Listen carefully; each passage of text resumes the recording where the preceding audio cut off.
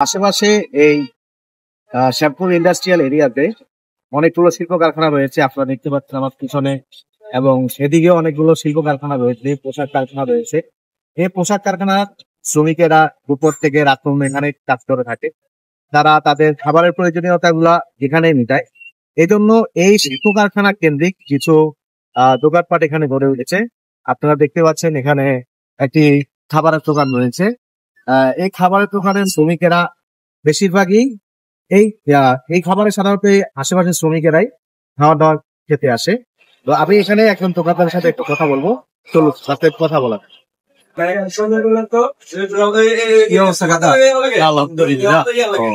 এখানে কতদিন যাবত ব্যবসা করতেছে?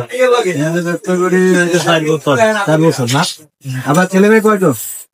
ছেলে মেয়ে 5 জন। এখানে যারা খাইতে আসে সবাই কি আশেপাশে শ্রমিক? এই শ্রমিকরাই আপনার দোকানের মূল কাস্টমার, তাই তো? আচ্ছা, ঠিক আছে।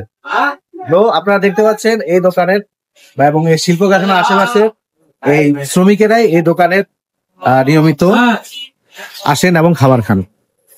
ধন্যবাদ। এস্টিমেট ব্লক থেকে আমি সাইফুদ্দিন মাহমুদ এখানেই শেষ করছি।